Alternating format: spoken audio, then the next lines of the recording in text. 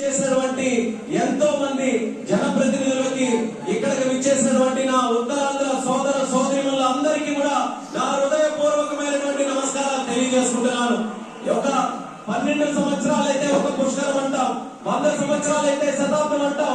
అలాంటిది యుగానికి ఒక్కసారి వచ్చేటటువంటి కార్యక్రమం అల్లూరి సీతారామరాజు విమానాశ్రయం ప్రారంభోత్సవ కార్యక్రమం అని గర్వంగా ఈ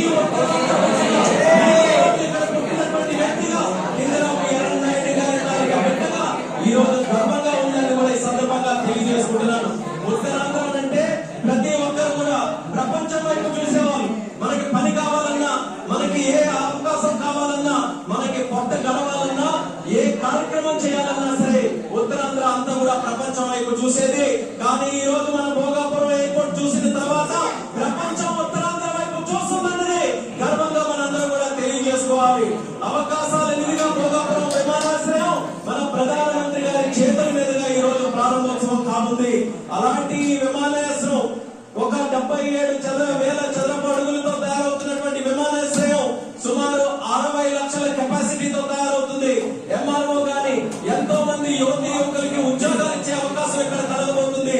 ఎడ్యూసిటీ ద్వారా రేపు భవిష్యత్తులో ప్రపంచంలో ఉన్నటువంటి ఏవియేషన్ వర్క్ ఫోర్స్ కి ట్రైనింగ్ మన ఉత్తరాంధ్రలో మన భోగాపురంలో జరగబోతుందని దాన్ని కూడా నేను ఎంతో గర్వపడుతున్నానని తెలియజేస్తున్నాను.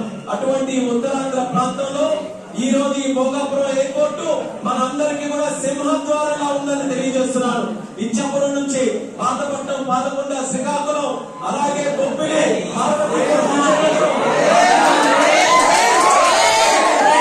ఏ ప్రాంతం తీసుకున్నా సరే అందరికీ కూడా సమాన దూరంలో ఉన్నటువంటి ఈ భోగాపురం విమానాశ్రయం మనందరికీ కూడా సింహద్వారంలాగా పనిచేయబోతుందని తెలియజేస్తున్నాను. అలాగే మీ అందరికీ కూడా తెలుసు, కలియుగ వెంకటేశ్వర స్వామి ఆలయానికి వెళ్తే సంవత్సరానికి ఒకసారి వైకుంఠ ఏకాదశి నాడు ఉత్తర ద్వారం తెరుచుకుంటుంది.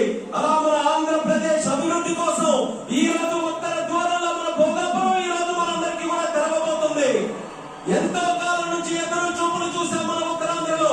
ఆఖరికి గతంలో మీరు చూసుకుంటే కొంతమంది నాయకులు దీన్ని కించపరుస్తూ విమర్శిస్తూ ఈ ట్రైన్ ప్రాంతాన్ని కించపరుస్తూ ఏ బస్సు కూడా తిరగని ప్రాంతం అని వెక్కిన కవులను అడిగా నచ్చారు. ఈ రోజు వాళ్ళకి కళ్ళు తెరిచి చూడమంటున్నా ఏ బస్సు తిరిగే ప్రాంతంగా ఉత్తరాంధ్ర మారింది. ఈ రోజు ఎలక్ట్రిక్ బస్సులు వచ్చే ప్రాంతంగా ఉంది.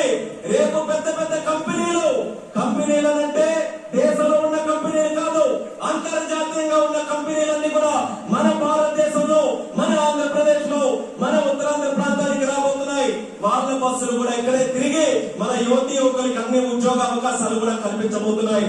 ఇలాంటి పవిత్రమైనటువంటి భూమి మన ప్రాంతంలో తీసుకుంటే ఒక పక్కన ఆధ్యాత్మిక ఆలయాలు